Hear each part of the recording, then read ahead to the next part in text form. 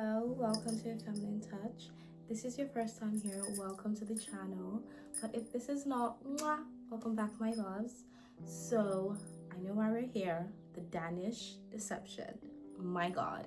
I have watched the entire series of this, like the entire 26 part. And first of all, I feel like, you know what, let's do like a mini rant. First of all, I want to say to all my Nigerian girls, because I'm Nigerian too, so it's like everyone's saying, oh my God, she really disgraced Nigeria by giving a man money. You know, I can't believe this evil girl gave this man money. Girls, you have to honestly understand that this is not your typical evil girl. Like, she probably didn't grow up, like she doesn't have the Nigerian girl mindset, you know, like she has, I think that she had like mostly white friends. She's like around that culture, not like your actual Nigerian culture. So you blaming her and saying we need to revoke her evil card, girl, like I'm not evil, I'm Edo, but listen, just give her grace, understand and give her grace, because I feel like she doesn't have her mentality, she doesn't have her mindset, and it's so obvious. Even how she pronounced her own name, you know that this girl didn't really grow up around proper like Nigerian people. Like, she doesn't even pronounce her name, you know, with the right accent and everything. So you know. So you guys, like, be nice, be kind with her. And also, I feel like I need to talk about this because, as usual, I feel like a lot of people are missing the point. And this is not me here judging her and saying, oh my God, she did this, she did that. No, I am literally making this video because, let's be real, this can happen to anyone. Not me though, because I know exactly when I'd have left, which is the part when he said he couldn't come to Dallas, Texas, and you know, he needs like money to come see her. That's just my boyfriend. I don't think I'm gonna give you money to come and see me. And how you're a millionaire and you don't have money for flights? Like, it's 1 + 1 isn't adding up, you know? So I'm just gonna be like, yeah, there's something off. And you have intuition, we have women's intuition. I'm gonna know that there's something off, and I'm going to go with that gut feeling and just, you know, like cut it off or start dating other people and just see what he does. But I'm not gonna help. But you know, it can happen to anyone. You can be in love, you know, she fell in love really quickly. So I understand her, I understand where she's coming from, and I feel like that's why I'm making this video, to, you know, speak to all you out there that this can happen to you. And I want to even point out some of the mistakes that were made, because oh my God, as she kept on going, it just kept on getting worse. And I was like, these are things that could have been avoided if you did what you're supposed to do. If you did what, like, the normal thing you're supposed to do. If you did that, all this would be avoided. So the first thing, if I'm looking here, I have like my notes on my laptop, so everything's there. The first thing I want to say is she fell in love too quickly. And I don't know if I've mentioned this before, but we need to stop falling in love. When you fall, you literally fall. You get hurt, you get injured if you fall from something. Like, I'm falling. It's not like you're falling. You're gonna get hurt, darling. Like, we need to stop that notion of falling in love and growing. Instead of falling in love, think about it as growing in love, you know? And that looks really different, because when you say, I'm intentionally going to meet with this person, see if we have the same values, our values align, and along the way, I want to see his consistency. I want to know who he truly is when he's angry, sad, you know, like really get to know this person first as you're growing in love. You're not just like falling in love the first 2 weeks, the first trip you go on with this person. You're crying, like literally, this is her. She was like, she was crying and she was like, I love you. And it's like, girl, you just met this man. This is your first trip and you're in tears telling him how much you love him.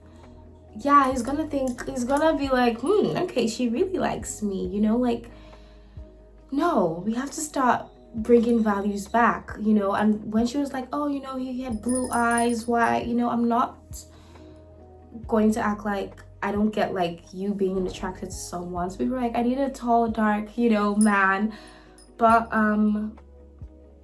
I think we need to start putting values less on face value and more what are our own personal values.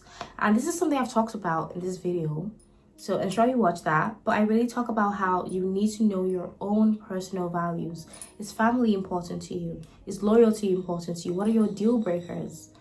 How do you want to raise your children? Like, all these conversations are things she should have had before crying and telling him that she's in love with him. That's the mistake I made. So remember to grow in love and not fall in love, okay?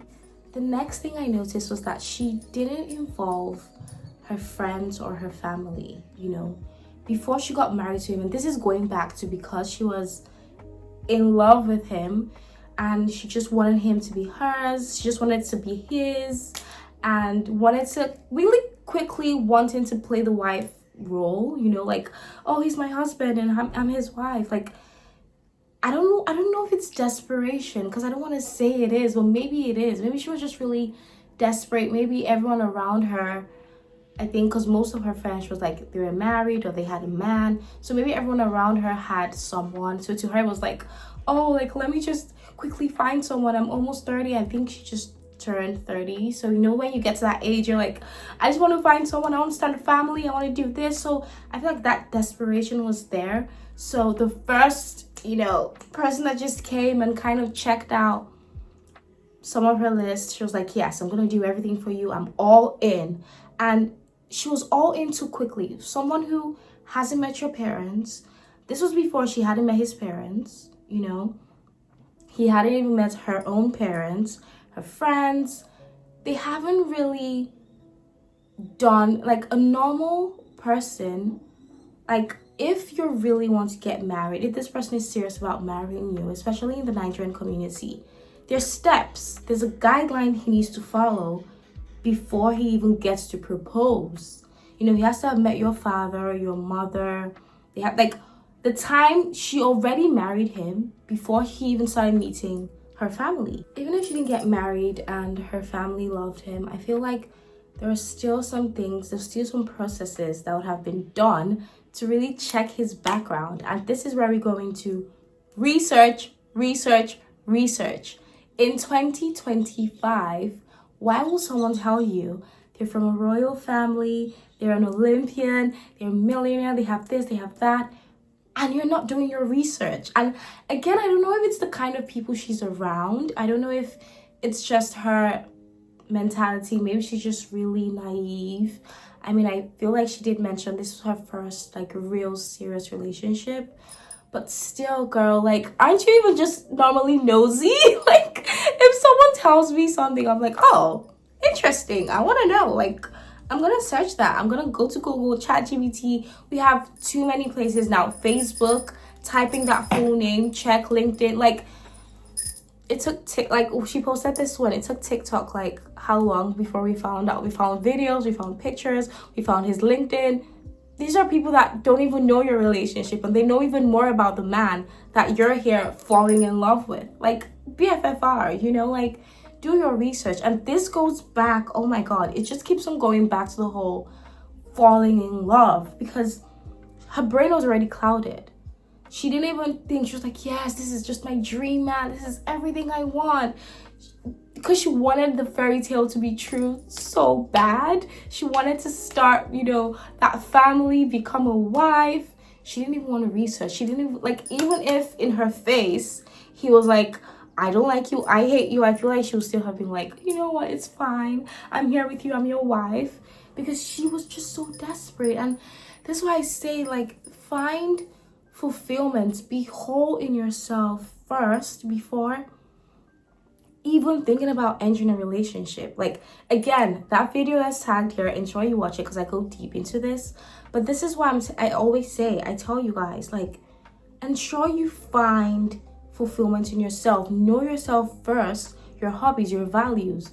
What don't I like, what do I like? Like, do your research, know yourself, like really find fulfillment once you're whole. So someone isn't coming to make you happy. He's adding to the happiness, like he's increasing that happiness. He's not making you happy. Because I remember hearing when she was like, oh, whenever he leaves, then she's depressed. You're not supposed to be depressed when he leaves. You're like, okay, I'm gonna miss you, of course, my boyfriend's gone, kiss kiss, I love you, but life continues. I'm still happy. I'm still going out with my friends, doing my Pilates, doing my self-care, doing my skincare, therapy if you do therapy, like my work, like do things that fulfill you. Not that when he's out, you're depressed. Like, you're not supposed to be depressed. So it just shows how really entangled, really, how would I explain it? She was just really emotionally dependent on him. Like, if when he's not there, she's sad. And this is what I'm saying, like, find fulfillment within yourself, so things like this doesn't happen to you. Another thing I want to touch on is, which is just interesting because I made this video, I think the last 2 videos, I'll also put it here, on how getting intimate really fast clouds your judgment. And on the first trip, the first day she landed, they had SCX. They were intimate. So this is why I say, take your time. Know this person you're dating before you start rubbing genitals. Like, girl, like, take your time. Me, I'm an advocate for celibacy or waiting until marriage, honestly, because sex is so deep, it's so spiritual, it literally clouds your judgment. Like, yeah, it makes those red flags green. And I've told you, dolls, like, this is really deep. So if you're already having it immediately without actually doing your research, which clearly she didn't do, met him after, during that trip, the first day they met, they did it. So she's already hooked. She's already dickmatized. She's already there. She's already hooked. So everything that's happening, she can't even see it. Like I said, even if to her face, she can see that this man is not right for me. Once he goes back, gives her a hug, gives her a kiss, become intimate again, all those red flags will turn to green. Like, she doesn't even want to see that red flag, and that's how it works. And that's why it's very, very important to look out for consistency first. Like, who is this man that is telling you that he likes you, he wants to be with you? Look for the consistency first. Is he true? Do your research. Who are his friends? How is he around his friends? Who truly is this person? Speak to his friends, get to know him. Like, it was like, honestly, I don't even know. Like, she didn't even do any research. She was just there in love, in a fairy tale, in La La Land. Like, no, please, I don't want to hear another. I don't want to see another part 26 series talking about how this man scammed you, or how, like, and sure, you're listening to what I'm saying, because these are things that could honestly have been avoided. Oh my god, another thing I want to touch on is the part where she was like, she didn't want to look like she was with him for his money. She wanted to be that good girl. As Bobrisky says, like, you guys know, good girl no they pay. Like, good girl that what? You don't want to tell a man that is sleeping with you. Anytime he wants it, you give him some. Kissing you, texting you, doing all that to your body. You don't want it to look like you want his money. And we're not saying like you're a gold digger, you just only want his money. But money is very, very important. Like, it's important. Like, you need money to do anything. The dress she's wearing, the hair, the jewelry, the shoes, the bags, the clothes, the trips that you're taking in every part series, like, it requires money. So why we act like money is very, very essential. It's very, very important. So please, it's time we stop, trying to play this good girl part. Oh, I'm not with him for his money. I have mine, so it's fine. I'm independent. No, girl, please, no. No. Especially if you're already, being intimate with this man. Every time he calls, you pick. Like, you're always there, available for him. It's okay to be with him for his money. Men are providers. So please, darling, like, it's time to know that money is imperative. It's imperative, it's imperative, it's imperative. Stop acting like you're not there for his money. Like, you're not there solely for his money, of course, but that part is also very, very, very much important as well. Okay? Another thing I want to say is, there's this clip I want to show Something I do when dating. There's two things that are really great tricks. Give it to us. Great tricks. One is take a piece of paper. On the front, write the facts. On the back, write the fantasy. Oh. So that you're clear, okay, Which this is which? correct. And not two pieces of paper where you can look at them at the same time and get confused. Flip it over like, oh my God, I love his friends. Oh my God, so-and-so is going to come to my wedding. Is on the other side. You know, I don't know. See how she said, in this part of the paper, write down the reality. And then at the back, write down the ideal. Because I feel like she didn't do that. You know, these are things that she didn't know, which is fine. Like, not everyone was taught this. Like, I'm just even really understanding this myself. So remember this, like, if you're in a relationship, write down what is really happening right now. Like, is he really treating you well? Is he doing this and that, X and Y? And then at the back, you write down the ideal, what you think is happening in your head, and then compare it, and then really look and be like, this man is not, like, you know, 1 + 1 isn't adding. So really stop looking at the reality of things and stop living in this fantasy world that you want. Like, of course you can get it, I'm just saying that, but look at it. Because if you want to be delusional and be like, well, it's fine, my man loves me, but that man hates you and is using you and is scamming you, you're gonna be on TikTok talking about, welcome to my part 26 of this man's scam. Like, we're tired of that. I'm tired of hearing that. Like, it's time that we start doing what we need to do as women. You know, like, men can't be scamming us like this. Like, we're supposed to be the scammers. I say it again. We are supposed to be the scammers. Like, we shouldn't be getting scammed, okay? Like, it's supposed to be the other way around, okay? Like, you're a woman, okay? But yeah, another thing I want to really emphasize on is the whole research thing. Like, even in our tribal times, like hunter-gatherers, you know, BC, we knew who we're getting married to. Like, before, when a man wants a woman, they go to the family already know his own family. Like, they're like, okay, yes, this is the son of Tayo Namdi that lives in that tribe over there. His mother sells yam in the market. His father is this hunter and sells antelopes. So they know him, they know that they have the same values. Like, they're not just giving their daughter away to someone they haven't done research. Like, they don't know anything about this man. You know, they know from back in the days, you're marrying people that you already know. Your families know each other. So it's like, it's not one random person that comes. And if a random person comes, you do the research. I don't know if it's just her and her family, but it's just really weird to me as Nigerians, because I'm a Nigerian. And the first thing when I tell, like, my parents, even my grandma, like my grandma, my sister, when I say, oh, there's this person I'm seeing, who's your father? Who's your mother? What does he do? Where is he from? Oh, okay, he's from X state. Do we know anyone from that state whom I know? What's his surname? Do we know anyone whom I know this surname? Why are they asking for all that? It's not to be nosy. It's not for gossip. They want to know, who the hell is my daughter talking to? Is he, you know, is he a serial killer? Is he, you know, bipolar? Does he have a disease? Is there, like, these are things you know. These are things you do before getting married to someone. You know, like, you don't just marry someone because you're in love. Like, can we stop doing that, please? Like, honestly, I'm in love with him, so I want to marry him. Let's get married in Vegas quickly.